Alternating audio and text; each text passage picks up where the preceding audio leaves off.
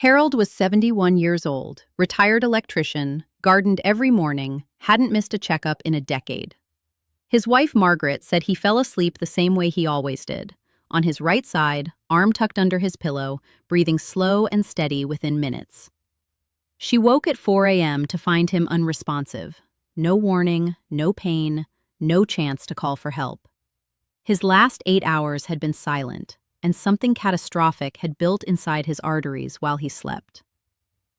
The part that stopped me cold when I reviewed his chart: nothing he did while awake caused it. Studies indicate that adults over 60 who sleep in certain positions experience measurable drops in cerebral blood flow, the kind that, in some research, correlates with significantly elevated stroke risk before morning. What no one had ever told Harold is that your sleeping position isn't passive.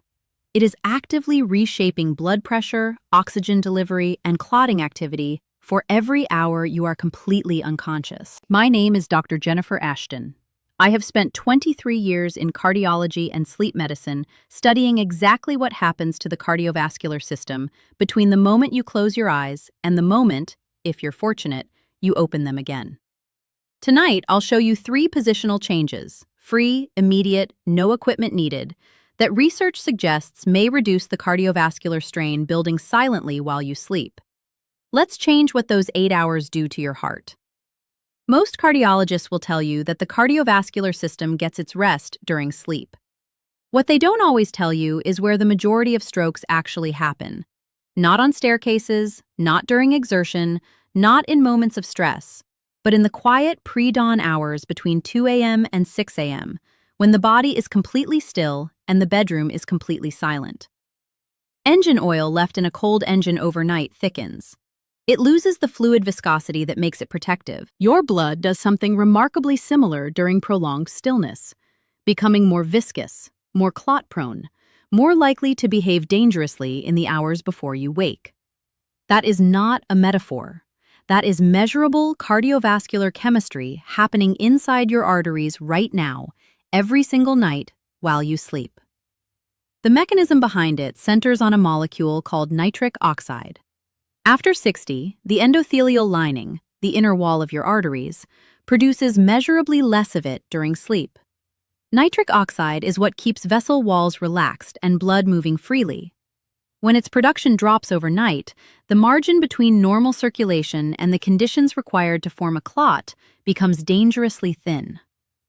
I have reviewed cardiac charts where this silent narrowing of that margin was the only thing that separated a normal morning from a catastrophic one. Every night you have spent in the wrong sleep position, this process has been unfolding without a single signal reaching your conscious mind. 5 specific sleep habits accelerate this process significantly, and one of them is so deeply embedded in senior sleep culture that most cardiologists have never once thought to ask their patients about it. The first one will catch you off guard, because it feels like the responsible choice. For years, right-side sleeping has been passed down through informal health advice as a reasonable, even sensible default for older adults. It feels stable. It feels comfortable. It feels like the position a careful person would choose. That is precisely what makes it the most quietly dangerous sleep habit on this list. When you sleep on your right side, your heart shifts slightly within the chest cavity. The left ventricle, the chamber responsible for pumping oxygenated blood to your brain, your organs, and every cell in your body, finds itself in a mildly compressed anatomical position for the entire duration of your sleep. It does not stop working. It simply works harder, against slightly more resistance, for hours on end while you sleep. Studies published in the European Heart Journal Sleep and referenced in the Journal of the American College of Cardiology, examining nocturnal cardiac positioning, suggest that this sustained positional strain, accumulated over years, may contribute to measurable left ventricular stress, the same cardiac stress marker that appears in the literature alongside elevated stroke risk and arrhythmia vulnerability in adults over 60. One night of right-side sleeping will not cause a stroke, but thousands of nights in a cardiovascular system that is already producing less nitric oxide and managing less arterial elasticity than it did at 45. That is a different calculation entirely. If you have already been diagnosed with heart failure or atrial fibrillation, Any change to your sleep position should be discussed with your cardiologist directly before you implement it. Left side sleeping is not universally appropriate for every cardiac condition, and individual anatomy matters enormously in those cases. The position itself, though, is only part of what is happening to your heart overnight. What that position does to your blood pressure during the deepest phase of sleep is a separate and more urgent problem. Most seniors check their blood pressure in the morning, sometimes in the afternoon. Almost none of them have ever seen what their blood pressure reads at 3 a.m. In some studies, that overnight reading is the most dangerous number in their entire 24-hour cardiovascular cycle, and they have never once been aware it exists. In a healthy cardiovascular system, blood pressure naturally falls by 10 to 20% during sleep. This overnight dip is not incidental. It is one of the primary ways the arterial walls recover from the pressure demands of the waking day. Research published in the Journal of Hypertension and in American Heart Association monitoring studies in adults over 65 indicates that after 60, a significant percentage of adults become what clinicians call non-dippers. Their blood pressure does not fall during sleep. In some cases, it rises. Flat back sleeping and sustained right-side sleeping may worsen non-dipping by altering venous return, the flow of blood back toward the heart, and disrupting the autonomic nervous system tone that governs overnight pressure regulation. Non-dipping blood pressure through the night is not just a number. It is hours of unrelieved arterial wall stress during the very window when the arteries are supposed to be recovering. And the viewer currently reading their blood pressure every morning has likely never once been told that the reading they need to worry about is the one happening while they sleep. If you are currently on blood pressure medication, this is important. Nocturnal hypertension sometimes requires a separate clinical conversation about whether the timing of your medication needs to be adjusted. Evening dosing works differently from morning dosing in terms of overnight pressure control. Discuss with your physician whether that conversation applies to you. Tell me in the comments, what position do you sleep in tonight? Right side, left side, flat on your back, or stomach? And when you wake up in the morning, do you notice a headache, a heaviness behind your eyes, or any stiffness in your jaw or neck? These aren't incidental details. Clinically, they matter. I want to know. What is happening to blood pressure overnight connects directly to a third factor, and this one doesn't involve the position of the heart at all. It involves the position of the airway. A significant percentage of adults over 60 are living with sleep apnea right now and have never received a diagnosis. Their partner stopped commenting on the snoring years ago. They live alone and have no one to notice the pauses in their breathing. Their doctor connected their afternoon fatigue to age or stress or poor sleep quality in general, and never once traced it back to what the airway does in the hours while you sleep. Each apnea event, a brief cessation of breathing that can last seconds to minutes, sets off a chain reaction inside the cardiovascular system. Oxygen saturation drops. The sympathetic nervous system activates as if under threat. Blood pressure spikes, and platelet aggregation, the tendency of blood cells to clump together in preparation for clotting, increases sharply. Studies published in Sleep Medicine Reviews and the European Respiratory Journal indicate that repeated overnight desaturation events correlate with measurably elevated morning fibrinogen levels. Fibrinogen being the clotting protein that, when chronically elevated, is associated with significantly increased stroke and cardiovascular event risk. Backsleeping is the single most common positional trigger for apnea events in adults over 60, because gravity pulls the tongue and soft tissue of the throat directly into the airway. Margaret was 69 years old. She had taught kindergarten for 31 years, was described by everyone who knew her as the most organized person in any room, and had been a mild snorer for as long as her husband could remember. She told her doctor she slept fine. She woke up rested most mornings, which felt like evidence enough. After a routine echocardiogram flagged early right ventricular strain, her cardiologist asked her, for the first time in 12 years of treatment, what position she slept in. She had slept flat on her back her entire adult life. A change to left-side sleeping, combined with slight head elevation, reduced her reported apnea episodes measurably within weeks. A follow-up inflammatory marker panel showed a statistically meaningful drop in her morning fibrinogen. Her chart note read, Sleep position had never previously been assessed. 12 years. Not one question about the position in which she spent a third of her life. For years, perhaps decades, your heart has been handed the worst possible overnight conditions, and not one person in a clinical setting has ever asked the one question that could have changed what happens while you sleep. Here is what the correct sleep position actually does. And this is the answer to the question raised at the beginning of this video. Left-side sleeping reduces the anatomical compression on the left ventricle. It supports the natural overnight blood pressure dip. It decreases the frequency of apnea-triggered desaturation events by keeping the airway mechanically clearer. And it maintains higher average overnight oxygen saturation, which directly reduces the clotting cascade that drives morning stroke risk. That is the mechanism. That is what one positional change can do to the cardiovascular system for 8 uninterrupted hours while you sleep. If you suspect sleep apnea, particularly if you wake unrefreshed, have been told you snore heavily, or notice morning headaches, a positional change is a meaningful step, but it is not a substitute for a formal sleep study. Oxygen desaturation events require clinical evaluation, and that evaluation is worth requesting. There is a fourth factor in this picture. Most sleep medicine literature overlooked it until relatively recently, and the statistic attached to it will completely reframe what you thought you knew about when stroke risk actually peaks. Stop for a moment, because this number matters. In some studies, more than 40% of all ischemic strokes occur not at midnight, not in the deepest hours of sleep, but between 6 a.m. and noon, with the highest concentration clustering in the 90 minutes immediately after waking. The most dangerous cardiovascular window of the entire day is not when you are asleep. It is the moment you believe you have safely made it through the night.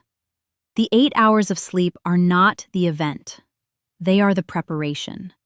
In the final hours of sleep, as the body begins its biological transition toward waking, cortisol levels start rising.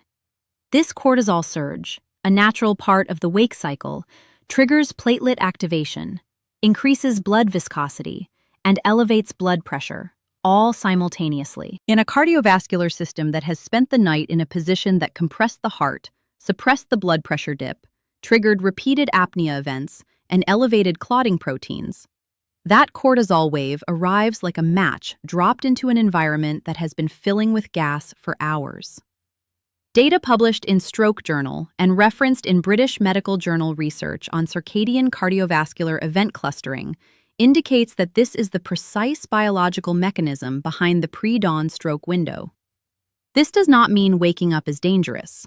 It means that what happens during the hours while you sleep determines how much risk that morning cortisol surge actually carries. If you are currently taking antiplatelet or anticoagulant medication, aspirin, warfarin, or similar, do not adjust your medication timing based on anything in this video. Medication scheduling is a clinical decision that requires direct physician oversight, and changing it independently can create its own serious risks. There is one more factor remaining, and unlike the others, it is entirely behavioral. It happens in every bedroom, every night, in millions of households. And it quietly amplifies every single mechanism described so far while you sleep. Doctors tell hospital patients to get up and walk to prevent blood clots. Flight passengers are told to stand and move their legs every few hours. Office workers are reminded that prolonged sitting increases clotting risk. Not one of those same voices has ever told you that the longest period of complete stillness in your entire day is the 8 hours you spend asleep, and that in adults over 60, that stillness carries its own vascular cost. In the final 3 to 4 hours of sleep, when sleep stages are lightest and spontaneous position changes are least frequent, venous return from the lower limbs slows significantly. Reduced vascular tone after 60 means blood can pool in the deep veins of the calves and thighs. If a partial clot forms in that environment overnight and dislodges during the physical movement of waking, during the precise moment when cortisol has already activated platelets and raised blood pressure, it enters circulation at the worst possible time. Research published in Thrombosis Research and Vascular Medicine examining nocturnal DVT risk and morning cardiovascular event correlation in adults over 65 identifies this sequence as an area of active clinical concern, particularly in sedentary older adults with reduced overnight movement. If you wake with unexplained pain in one calf, swelling in one leg, or warmth and redness below the knee, do not wait. Those symptoms require immediate medical evaluation. They are not something to address with a pillow adjustment. Everything described across these 5 factors, the cardiac compression, the blood pressure, the clotting cascade, the cortisol window, the venous pooling, is addressable tonight with no medication, no appointment, and nothing that costs anything at all. But first, there is one thought standing between most seniors and the changes that could protect them, and it is the most reasonable thought in the world. After decades of waking up fine, it is completely rational to conclude that the way you sleep is not a problem. That belief is not stubbornness. It is logic, built on lived experience. If something were genuinely dangerous, surely there would have been a sign by now.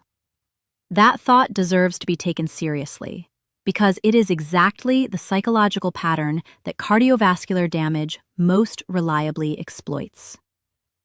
Arterial stiffness does not announce itself. Nitric oxide depletion does not produce symptoms you can feel.